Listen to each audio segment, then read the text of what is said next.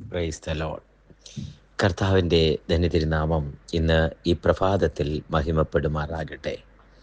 ഒരു പുത്തൻ പുലരി കൂടി, പുത്തൻ പ്രഭാതം കൂടി, അരുണോദയൻ്റെ ഉദിച്ചുയരുന്ന പുതിയ കിരണങ്ങൾ നമുക്കൊന്നുകൂടി അനുഭവിക്കുവാൻ സർവശക്തിയും ബലവും ആരോഗ്യവും ബുദ്ധിയും ജ്ഞാനവും തന്ന് നമ്മളെ പുലർത്തുന്ന സർവശക്തനായ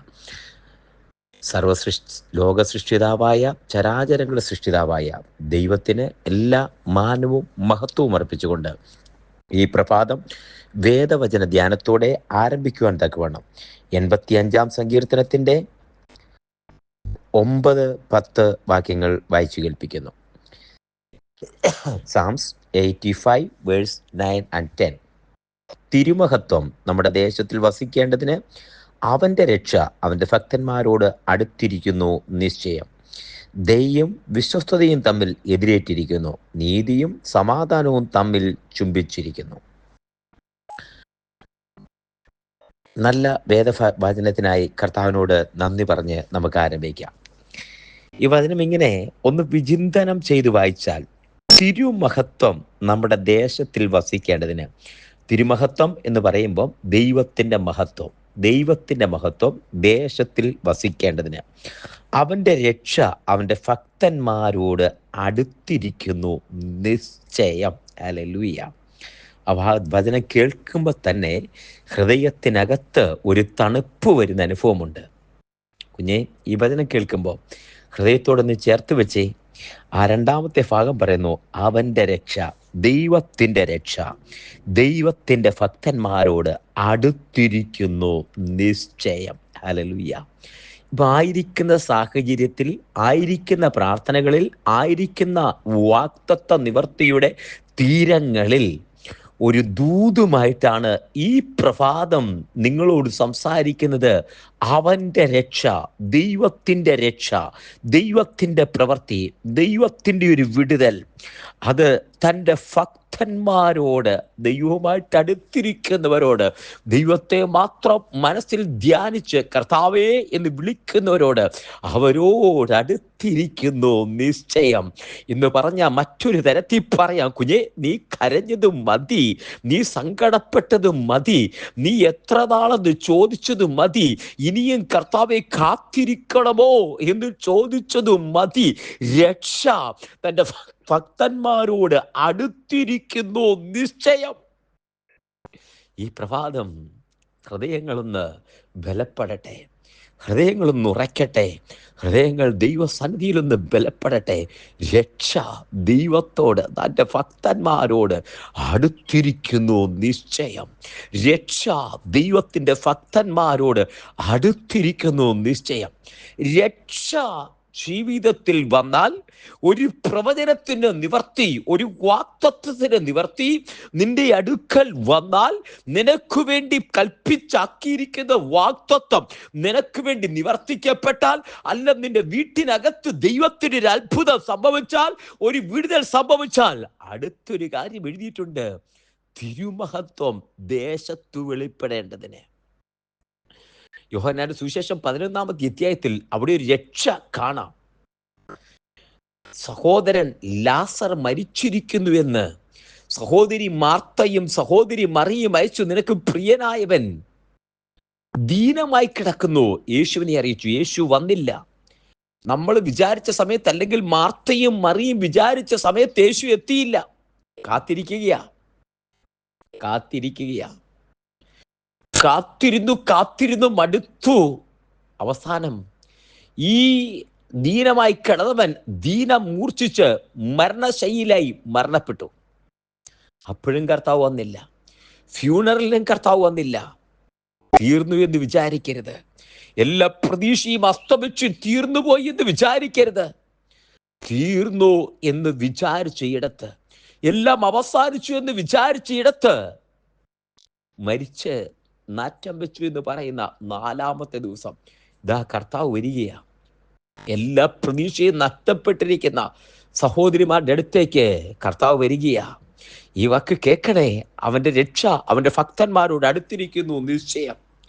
ഈ സഹോദരിമാർക്ക് അറിയത്തില്ല, കരഞ്ഞ് കലങ്ങിയ കണ്ണുകളുമായി വീർപ്പ് മുട്ടിയ ആ ശരീരവും വേദനയുമായി, സങ്കടങ്ങളുമായി, ഹൃദയം നിറഞ്ഞ് വീർപ്പ് മുട്ടി നിൽക്കുന്ന സങ്കടങ്ങളുമായി യേശുവിനെ എതിരേൽക്കുന്ന സഹോദരിമാര് പറഞ്ഞു, ഒടുക്കത്തെ പുനരുത്ഥാനത്തിന് എഴുന്നേക്കും. അവിടെ ഒറ്റ പറച്ചിലാണ്, നീ ഇവിടെ ഉണ്ടായിരുന്നെങ്കിൽ ഞങ്ങളുടെ സഹോദരൻ മരിക്കുകയില്ലായിരുന്നു. ഇല്ല കുഞ്ഞെ, ഇല്ല. നിനക്ക് ഒത്തിരി കർത്താവേ നീ അങ്ങനെ ചെയ്തിരുന്നെങ്കിൽ, ഞാൻ പോയിരുന്നെങ്കിൽ അവര് വന്നിരുന്നെങ്കിൽ. ഇല്ല, വിട്ടേ.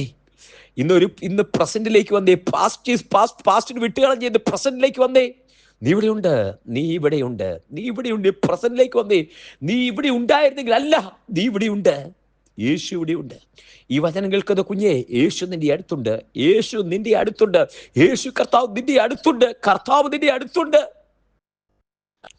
നീ ഇവിടെ ഉണ്ടായിരുന്നെങ്കിൽ ഞങ്ങളുടെ സഹോദരൻ മരിക്കില്ല. ഈ മരിച്ചത് രക്ഷ അവന്റെ ഭക്തന്മാരോട് അടുത്തിരിക്കുന്നു. എല്ലാം അവസാനിച്ചു എന്ന് വിചാരിക്കുന്നിടത്ത് വീണ്ടും ഒന്ന് ഉദിക്കാൻ പോയ രക്ഷ തന്റെ ഭക്തന്മാരോട് അടുത്തിരിക്കുന്നു. നിശ്ചയം അവൻ ഉയർത്തെഴുന്നേൽക്കും. അല്ല, ഒടുക്കത്തെ പുനരുത്ഥാനത്തിലല്ല. നീ പാസ്റ്റിനെ വിട്ടേ, പ്രസന്റിലേക്ക് വന്നേ. പ്രസന്റിൽ കർത്താവ് ഇവിടെയുണ്ട്. നീ വചനം കേൾക്കുമ്പോൾ കർത്താവ് ഇവിടെയുണ്ട്. ഈ വചനം നിന്നോട് സംസാരിക്കുക, നിന്നെ ജീവിപ്പിക്കുന്ന അതേ ജീവനുള്ളവരുടെ ദേശത്ത് നന്മ കാണുമെന്ന് വിശ്വസിച്ചില്ലെങ്കിൽ അയ്യോ കഷ്ടം. കുഞ്ഞെ, വിശ്വസിക്കേ. ജീവനുള്ളവരുടെ ദേശത്ത് നീ നന്മ കാണും. ഹല്ലേലൂയ. നീ നന്മ കാണും. നീ വിശ്വസിക്കേ. ഇവിടെ നന്മ കാണുമെന്ന് നീ ഒന്ന് വിശ്വസിച്ചേ. ഇവിടെ നന്മ കാണും കുഞ്ഞെ. അതെ, ഈ പ്രസന്റിലെ അതേ രക്ഷ തന്റെ ഭക്തന്മാരോട് അടുത്തിരിക്കുന്നു. നിശ്ചയം വിശ്വസിച്ചേ. ഈ മാർത്തയുടെയും മറിയുടെയും കൂടെ കർത്താവ് ചോദിച്ചു, അവനെ വെച്ചത് ഇവിടെ കല്ലറയിൽ 4 ദിവസമായി നാറ്റം വെച്ച് കാണും. അതെന്റെ കർത്താവിന് പ്രശ്നമല്ല കുഞ്ഞെ. ഇതൊന്നും കർത്താവിന് പ്രശ്നമല്ല. കർത്താവ് ചോദിച്ചു, എവിടെ ഇറങ്ങി വരികയാ. കർത്താവ് കൂടെ വന്നു. യഹൂദന്മാർ കൂടെ പോയി, മാർത്ത കൂടെ പോയി, മറിയ കൂടെ പോയി. ഒരു വിളി, ലാസറേ പുറത്തു വരിക. നീ വിളിച്ചാൽ എവിടെ ചെല്ലും? നിന്റെ വീട്ടിനകത്ത് ഒരു ഉച്ചഭാഷണി വെച്ച്, ഒരു മൈക്ക് വെച്ച് വിളിച്ചാൽ അടുത്ത വീട്, അടുത്ത ഗ്രാമം വരെ. ഒരു ഫോൺ വിളിച്ചാൽ ഈ ഭൂലോകത്തിൽ എവിടെയെങ്കിലും ചെന്ന് അവസാനിക്കും. എന്നാൽ യേശു വിളിച്ചത് അവന്റെ ആത്മാവ് പോയെടുത്ത ഈ ഭൂമിയിൽ അവസാനിക്കുന്ന വിളിയല്ല, ഒരു സാറ്റലൈറ്റിലുള്ള വിളിയല്ല, ഇവിടുത്തെ വിളിയല്ല. യേശു വിളിച്ച വിളി അവന്റെ ആത്മാവ് പോയ പർദീസയില. ഒരു പക്ഷേ അബ്രഹാമിന്റെ മടി വരെ അവിടേക്കാണ് വിളി ചെന്നു. ആ കാതുകളിൽ വിളി കേട്ട ആത്മാവ് അതേ മടങ്ങി വരിക. അവന്റെ ആത്മാവ് ശരീരത്തിലേക്ക് മടങ്ങി വരിക. വിളിച്ചത് സൃഷ്ടിതാവാ, വിളിച്ചത് ഉടമയാ, വിളിച്ചതിന്റെ അധികാരിയാ. അതെ, രക്ഷ തന്റെ ഭക്തന്മാർക്ക് അടുത്തിരിക്കുന്നു. നിശ്ചയം ആ ആത്മാവ് അവന്റെ ശരീരത്തിൽ വന്നു. അവൻ എഴുന്നേറ്റു. ലാസർ എഴുന്നേറ്റ് വന്നു. അവനെ കെട്ടിയിരുന്ന കെട്ടുകൾ അഴിക്കാൻ കർത്താവ് കൽപ്പിച്ചു. അവൻ അഴിച്ചു. അവൻ ജീവനിലേക്ക് മടങ്ങി വന്നു. മടങ്ങി വരുമ്പോൾ അതിന് മേളത്തെ വാക്യം കാണാം, തിരുമഹത്വം ദേശം കാണേണ്ടതിന്. തിരുമഹത്വം നമ്മുടെ ദേശത്തിൽ വസിക്കേണ്ടതിന്. ദൈവത്തിന്റെ മഹത്വം, അതേ യേശു നിന്റെ ജീവിതത്തിനകത്ത് വന്നാൽ ആ മഹത്വം ദേശത്ത് വസിക്കുക. 13-ാമത്തെ അധ്യായത്തിൽ 12-ാമത്തെ അധ്യായത്തിൽ കാണാം, യേശു മരിച്ചവരുടെ ഇടയിൽ നിന്ന് ഉയർപ്പിച്ച പട്ടണമായ ലാസറിന്റെ പട്ടണം പേര് മാറി പട്ടണത്തിന്റെ പേര്. തിരുമഹത്വം ദേശത്തിൽ വസിക്കും കുഞ്ഞെ. നീ കർത്താവിനെ ഒന്ന് സമർപ്പിച്ചാൽ, നീ കർത്താവിൽ ഭക്തിയോടെ നിന്നാൽ തിരുമഹത്വം ദേശത്ത് വസിക്കുകയാ.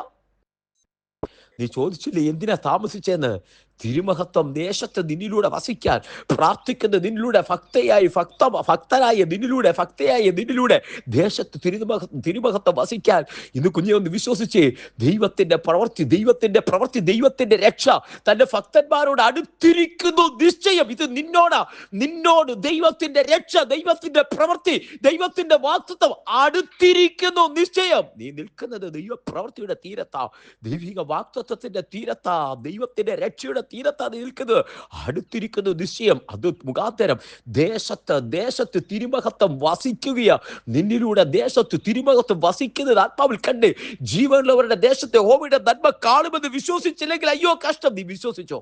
യഹോവയുടെ നന്മ കാണുന്നില്ല. കടകളും അടയ്ക്കാം. ചേർന്ന് പ്രാർത്ഥിക്കാം. സ്വർഗീയ പിതാവേ, ഞങ്ങൾ ഒരുമിച്ച് പാദപീഠത്തിലേക്ക് അടുത്തു വരുന്നു.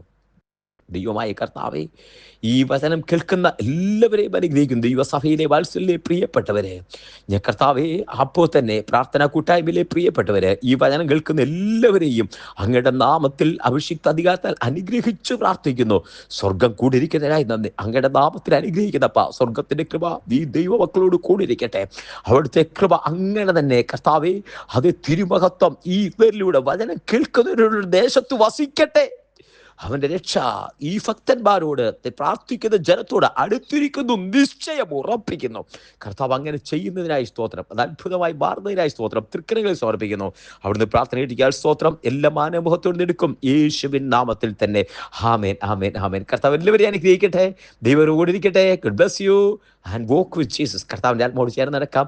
അടുത്ത നാളെ നമുക്ക് വീണ്ടും കാണാം. അതുവരെ കൃപയിൽ മറയട്ടെ. Walk with Jesus.